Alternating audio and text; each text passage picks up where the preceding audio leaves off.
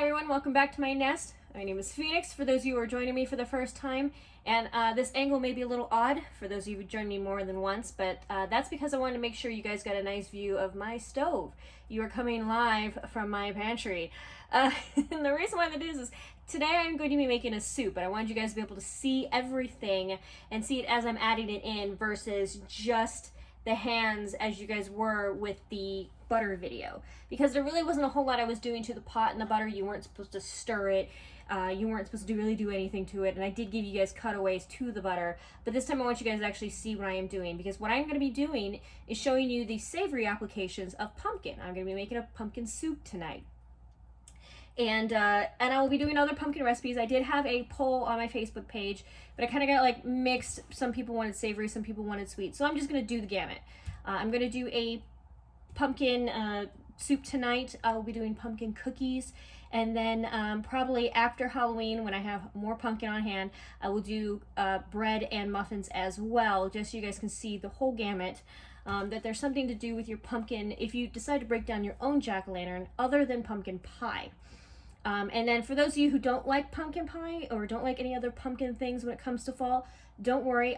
Later this week I plan to do a caramel apple pie, and that can be your alternate for this holiday as a treat to bring to your family or just to have for your own, however you want to do it. So right now I have a Dutch oven. It doesn't have to be a Dutch oven if you don't have one. Anything with a nice heavy bottom to it. You can have a nice stock pot like I've got over here. The other reason why this one stays on my stove all the time is I have no room for it. But it's a good pot to have. It's a nice big pot. You guys will see them if you're looking for a crab bake. Clam bakes are usually what these pots are used for. So you'll see them at Target, Walmart, Amazon. They're big pots, about this big. Mine's about maybe a little over a foot tall. Sorry, I don't know the metric system measuring for that. I will try from here on out with my videos so everyone knows the measurements I am using here. But these pots are nice to have too. But if you have one, when you're doing a soup, when you're doing a stew, have something with a heavy bottom, whether it is a cast iron Dutch oven or just a really heavy duty pot that you've inherited from your family. Worst case scenario, if you guys don't have one but you have a crock pot, you can do everything I'm doing in a heavy bottom skillet, whether it's a cast iron skillet or a regular skillet, and then you can transfer it over to the crock pot once it is done. So I have all my ingredients, but I'm gonna go get the pumpkin right now because I wanted that to be chilled to the last possible moment. So let me grab that.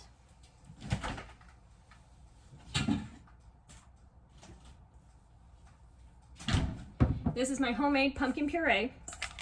I have about 16 ounces here. I would suggest you guys do 16 ounces.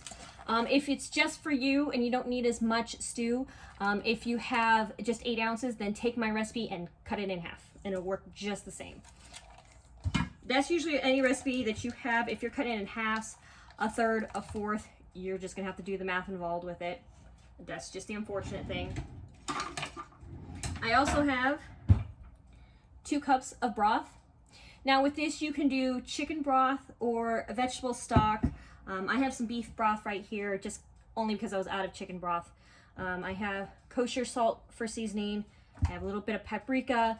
I have ground pepper as well. You use freshly ground pepper if you have it. We just don't, our pepper mill broke. I have parsley here, a whole chopped onions. Well, actually it's half an onion. I felt the whole onion would be a little too much. And here I have apples that has been peeled and diced up. I put a little lemon on it to keep it fresh so it doesn't brown up. If you don't like the idea of apple being in your soup, you can substitute it with parsnips, you can substitute it with carrots, you can substitute it with potatoes. Just not a whole lot of potatoes, otherwise you're going to hold a lot of starch in there. I'd probably lean more towards the parsnips.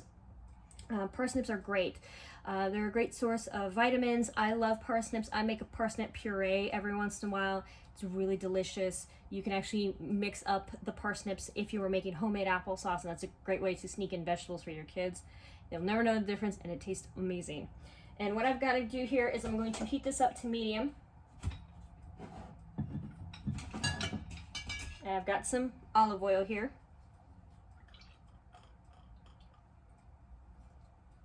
And I'm going to put the onions in here and wait for that to heat up. You want to do this in layers, so that way your onion's going to take the longest. You need to sweat the onions. And what sweating is when you get them to a consistency where they're almost translucent. Sorry. Sometimes brain goes faster than my mouth. So if I trip over my words, it's just how it is. So anyways, this is going to be a little translucent. Normally, when you're doing eggs, you're sweating celery at the same time. I think celery would be a little funky in a pumpkin, I guess you could call it a pie, but it's really a stew. But I don't find that in there. It's just going to be the onions. If you had parsnips, if you're using parsnips or potatoes instead of carrots, I would put that in here right now as well, because those two do take a while to heat up and to break down. While this is sitting here, some salt, and I almost forgot the best part, garlic. Now obviously you can use fresh garlic. We just happen to have this nice big jug that we've gotten from Costco, just because the fresh garlic goes so quickly in our house. Every time I go to use it, I just don't have any, so we like to have this jug on hand just in case. We like to use the fresh stuff if we're making tomato sauce from scratch, or if I'm using it for a brine, those kind of things. And we save this when we're making stews. It's a little bit easier to use, and then you can dole out as much as you want.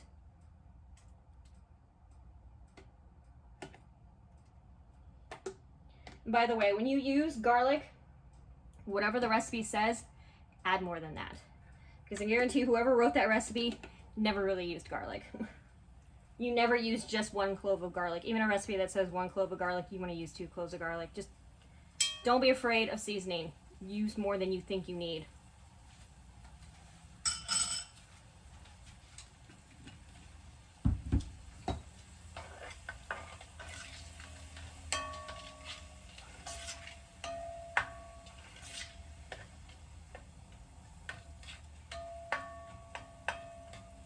You can hear it start to sizzle. You want to make sure it doesn't stick to the bottom of the pan and burn. It shouldn't, because you did put oil in there, but you still want to mix it up just to make sure, just to prevent it. Even non-stick pans, I've come across this problem where I've put oil in it and stuff will still stick to the bottom of it. So just always, always keep an eye on your food.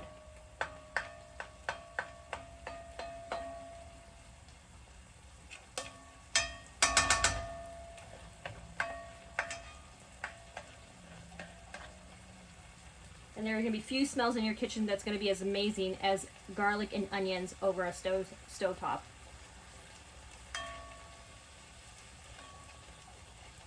Okay, I'm going to add some pepper to that. Now I'm not adding the spices all at once. It's called layering it. You want to make sure you layer flavors so that when you taste it, you're not just tasting one flavor. You're like, okay, I can tell when the salt is. I can see the garlic. I can see the pepper. They added a bay leaf in there. I can see that too. That's actually not a bad idea. I originally wasn't going to put a bay leaf in here, but honestly, in most stews, you'd probably want to add a bay leaf to it. You just got to remember to take it out before you're done. In fact, while that is going on,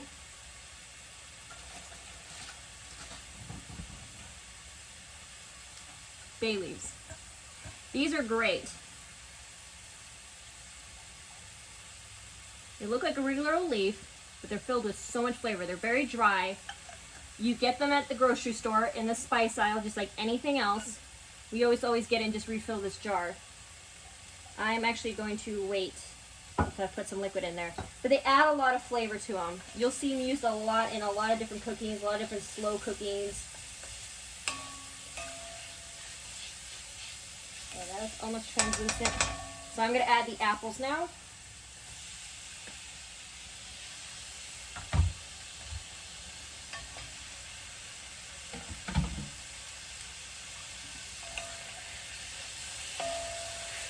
why I'm using apples versus parsnips is apples good.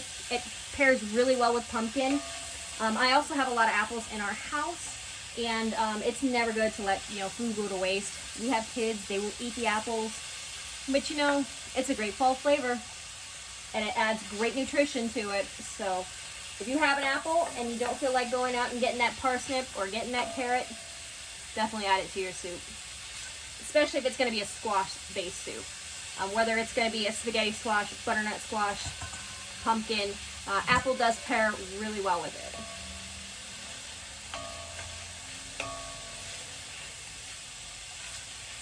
All right.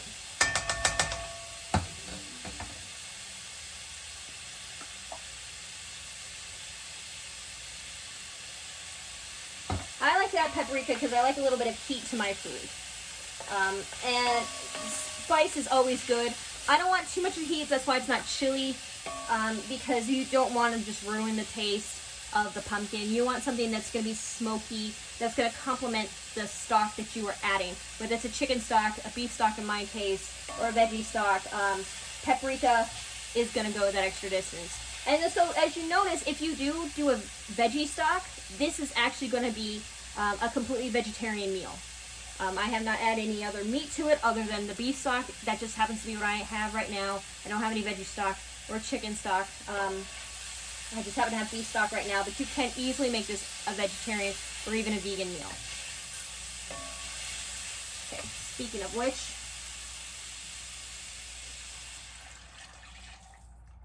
oh no, I spilled it out.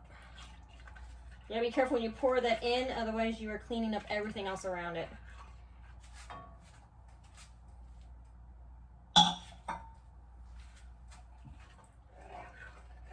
Okay.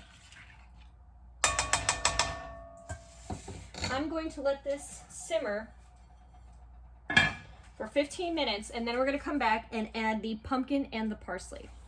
Okay, the 15 minutes are up. I have reduced the temperature to low. Ooh. Smells amazing in here. So I went and I cut a corner off the bag just to make it easier. If you're using jars, obviously you just scoop it out. Trying to scoop it out of a bag, it's just easier to cut a hole in the bottom.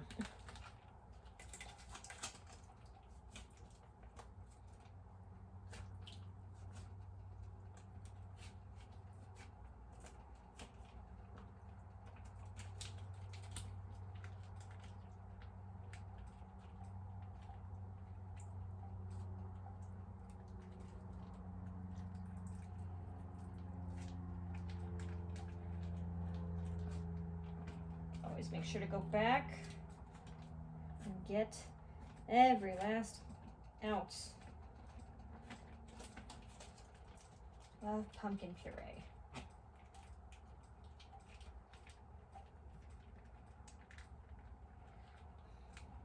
Now, as I mentioned before, if you are allergic to pumpkin, you can use butternut squash. It'll work just as well.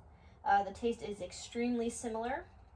If you have a different kind of squash in mind that you are more partial to, I did say spaghetti squash earlier, but now that I'm thinking about it, you'd probably end up with more like spaghetti soup, just because of the way that the spaghetti squash does tend to spaghetti when you cook it, hence why it's called that. And actually, I'll do a recipe of that too, because I love spaghetti squash. It's really good. Just gonna mix this in here. Ooh.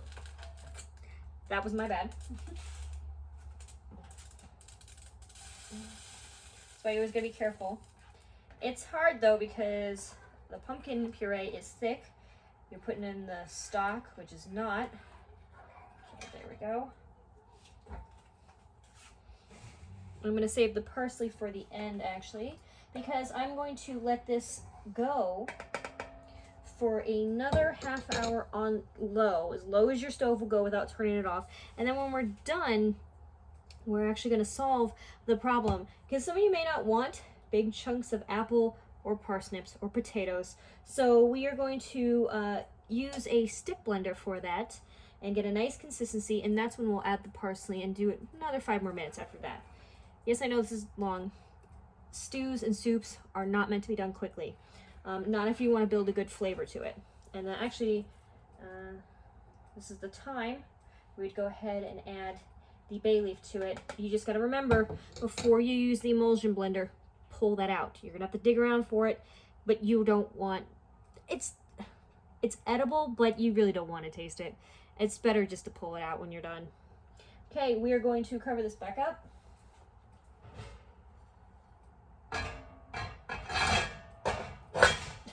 Sorry, I'm trying to support myself. Okay, and we are gonna let that go for another half an hour. Okay, our 30 minutes are up, so I'm going to dig out the bay leaf, give it a good stir, and now for the consistency. If you do not have one of these, you can pour it into some of it into a food processor and then pour it back in. If you want to leave some of the chunks of the parsnips, potatoes, apples, whatever it is you're using, you could use a blender for this. Be careful, it is hot liquid. And if you don't have any of them at all, potato mashers, they work just as well to do this job. I just like it because it's fun to use.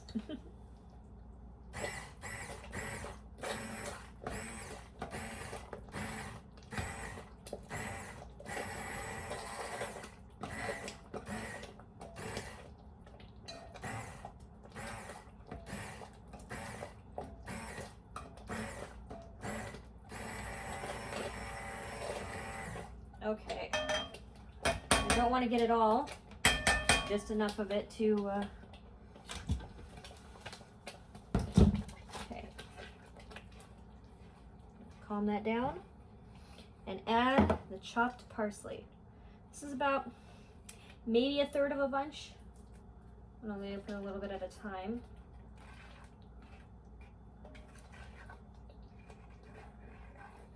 It's definitely going to have the consistency of, say, an applesauce. If you're looking for something more creamier, you can add heavy whipping cream to this. If you are vegan, they do actually make now a dairy-free version of a heavy whipping cream. I think it's made out of soy. I've never actually tried to make one myself, so I just know it's in the store. I don't know what it tastes like. I haven't used it before. If you don't want something so heavy, you can use buttermilk, whole milk. I would not go any lighter than that because it's going to kind of defeat the purpose of it being creamy.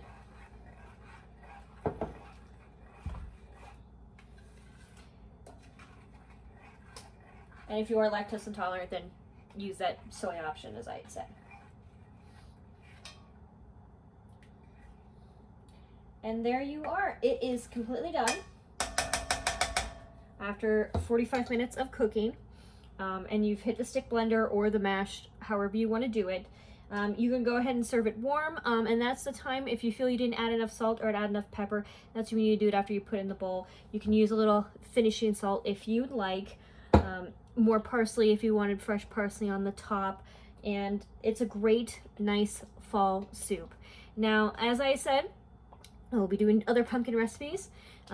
Pumpkin cookies will be coming before the end of the month, not this week. This week I will also be doing the caramel apple pie, as I had mentioned, as well as what's known as the Wicked Brew, aka what this channel and my Instagram and my Facebook page used to be known as. It's a nice little Halloween punch for those of you who would like to do it. I did get a request to have it done with dry ice. I am not doing it with dry ice for two reasons. The first most important one is I can't get dry ice. None of the grocery stores around me have it right now. And that's the thing about dry ice. Some grocery stores have it, some don't. You'll usually see it in a big locked freezer at the front of the store. And it's locked for a reason, because reason number two, dry ice is dangerous. You are not supposed to ingest it. It can hurt you internally. So if you use dry ice, you have to use it with caution. And I will go over this again when I do my video. But those are the two reasons why I will not be doing this holiday punch with dry ice. I love using dry ice occasionally. It makes a really fabulous, almost like witch's brew effect to the drink you're using. But if you're not careful on using dry ice, it can cause issues. But anyways, those are the two videos that will be coming this week on top of this. Please keep an eye out for that. And then the following week, I will do the cookies and I will figure out something else. Or you guys can add the comments below or on my Facebook page or my Instagram page. Those can be found in the About section of my channel. Please go ahead, and if you like this video, hit like, hit subscribe to help this channel grow. Hit the little bell icon so you don't miss any new videos. Feel free to go to my Facebook page and my Instagram. I usually try to post previews of the videos that will be coming out this week. As I have mentioned on my Facebook page, I will be doing filming throughout the week, and on the weekend is when I try to post videos. And I'll try to get them out as quickly as possible. I do work another job, so if I'm late by a day, please forgive me.